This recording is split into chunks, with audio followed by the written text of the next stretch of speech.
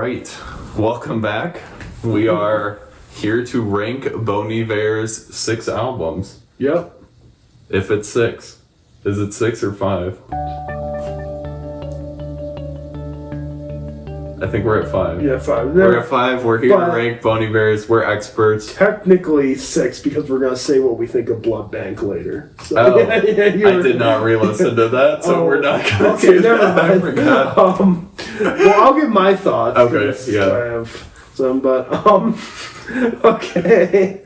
So, number 5. So, what's your number 5 least favorite Bon Iver album that you think is terrible? I don't think it's terrible, but in the vast scheme of his catalog, I feel it's his most insignificant album is his self-titled album. Oh, wow. Bon Iver. Obviously, it's a beautiful record with the guitar, but songs like Perth are amazing, but I feel like it's kind of teetering on the fence of becoming like Starbucks rock.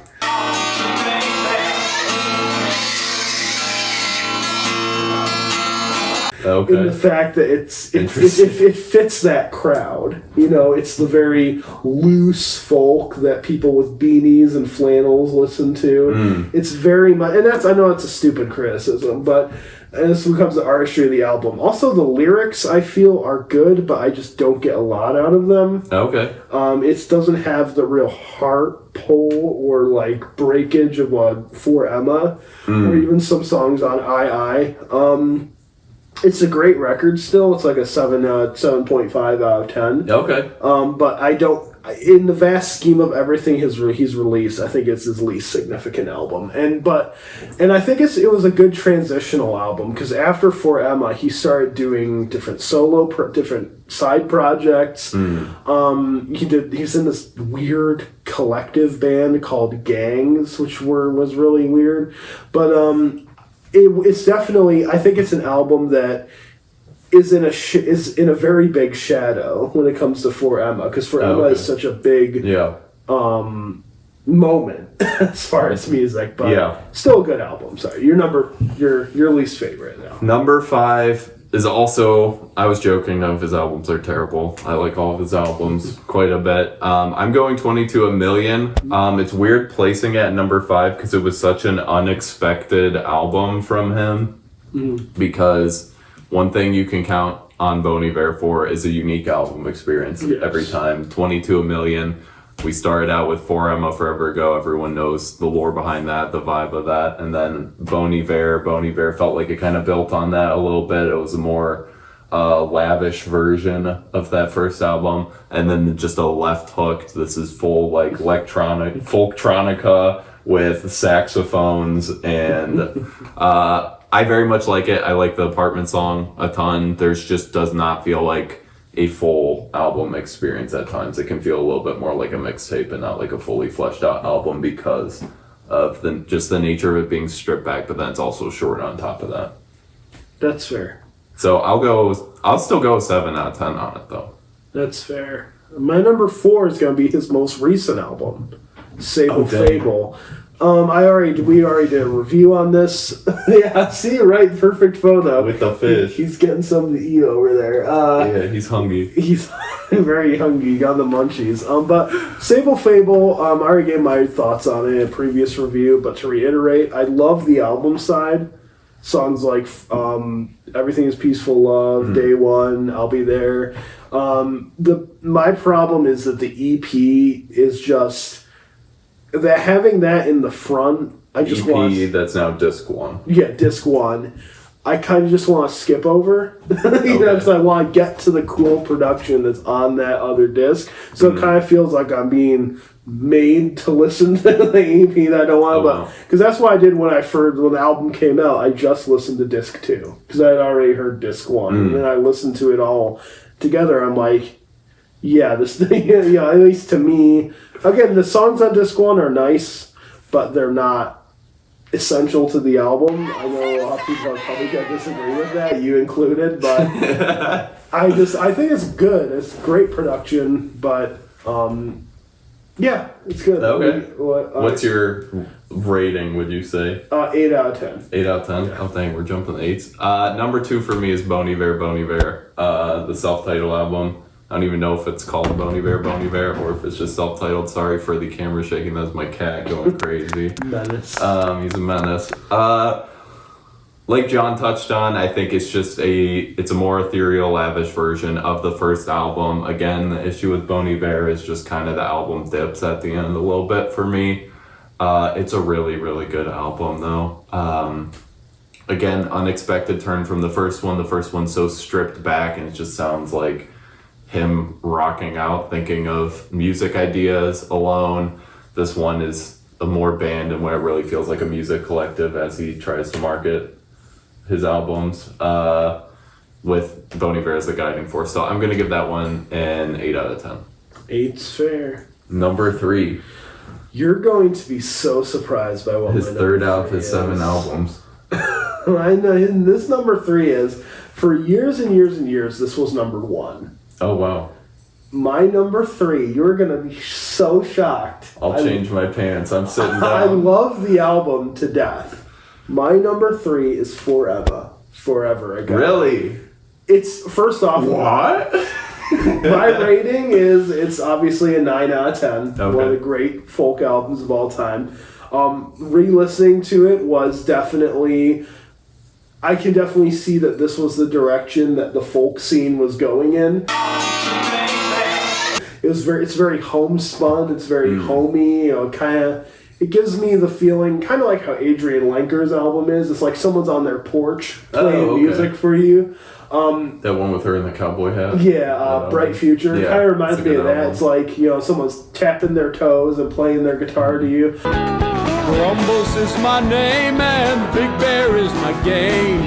My thing with this album is the songs are so good, but I think the album hasn't, you're going to probably disagree with me on this, hasn't aged as great. I feel like the album's a victim of its own reputation in the way that, just like the next album, it started this whole guild of like pretentious indie folk listeners, and I think that's why the album, it's respected, but every time you talk about Bon Iver, they think about a bunch of 20-something dudes with beanies and flannels listening to folk music, and I'm like the guy himself, but it's a beautiful album. I love Wolves 1 and 2. Mm-hmm. Obviously Skinny Love is a classic. The song For Emma, how it has more of a band in it.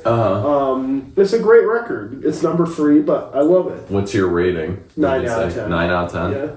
Dang, that was a lot of negatives for a 9 out of 10 album. No. Well, I think the album speaks for itself. It has great songwriting, and everything.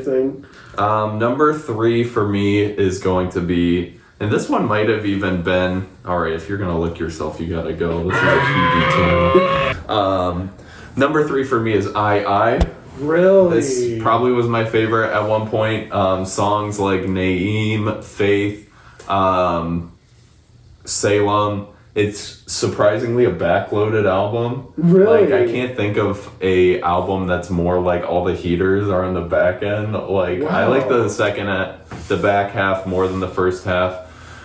Just an amazing album. It starts out like the recordings at the beginning. That's very much just experimenting with sounds. I think I saw like something about the creation of the album of they're dragging cardboard and playing with radio static, and he's very much not a Renaissance painter when you go to the art museum. He's definitely the guy that painted the blue square that's in the middle. He's all about the vibes and very separated out sounds.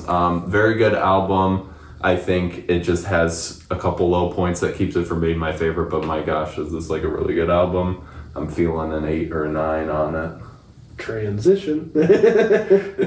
What's your number? What are we at? We got 2 more. 2 more. Out of his 10 albums, what's your second favorite? So this is really crazy because this album was one that I just thought was annoying. I thought it was... His number 2 album? I thought it was just a load of crap. I always liked one song off of it, but when I listened to it, it must have been because I was sick or something, or the headspace I was in. It just clicked with me. And my number 2 is 22 A Million. Dang. I always loved 33 God. Uh-huh.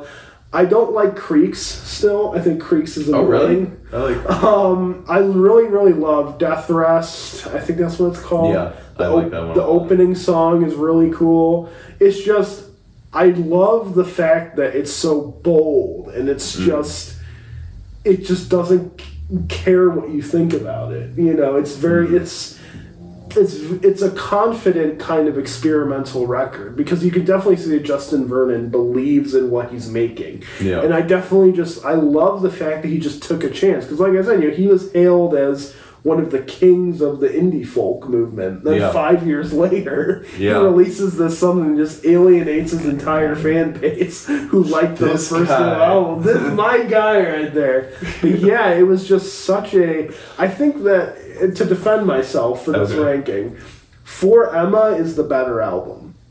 Songwriting-wise, narratively... But I respect this album more because it's bold and it's more unique. So, because I feel like I kind of crapped on For Emma in my last part, but I do love that album, narratively, songwriting. I mean, it's unmatched. Yeah. But this album, I just feel like takes more risks. And it's weird how, even though all the sounds are so separate on 22 Million, you think of 22 Million, you think of dark saxophone-oriented electronic music with a vocoder.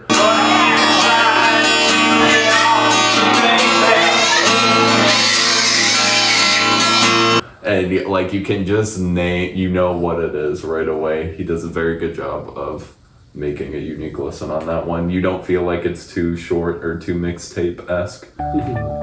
No? Oh, no. Oh, sorry. I didn't know you were asking a question. No, I don't feel that way. I think it's just, it doesn't feel like a mixtape. It feels like an art piece. Yeah. Yeah. I'm sorry. Yeah. What's your rating out of 10, would you say? It's a 9. A 9? Along with For Emma, yeah. They're I don't really have number 3. I have 2 that are tied for number 2. I think it's For Emma and this one. Oh, okay. Yeah, even though For Emma's at 3, it's tied with this one. So I feel like for me, my first 2 were tied, really. 22 A Million and Bon Iver. Bon Iver are kind of tied for me. I's kind of in the middle. These next 2 are like pretty tied, and the only reason this one's not number 1 is because it's kind of recent, so I haven't given it more time. So it might shrink on me, but I haven't seen it happy yet. I'm going SABLE, fABLE. Oh my God. I'm going Salmon, SABLE, Black fABLE. I think it's such a good album. I love the first half. I like how he has built his Bon Iver cinematic universe by this callback to the first album with these folk songs at the intro. Down along That transitions. I cannot think of an album that transitions emotionally so well from depressed and down to happy. Also surprised how much I liked it because he has ditched his thesaurus for this one. All the lyrics are kind of like, besides the title of the album itself, the lyrics all are pretty easy to follow, which is shocking for a Bon Iver album. Right. Just overall great album, great features. Very cohesive listen, surprisingly, for having 2 completely separate albums. Feels like a complete listen, which is shocking for Bon Iver. Especially after he ditched the, ate up all their cake and the pill diff or whatever. Yeah. That he, just dropped and was clearly meant to be his next project. He shoved Bruce Springsteen in the back of one of those songs. Bruce. This one, we're shoving Jacob Collier in the beginning. Not Collier, great album.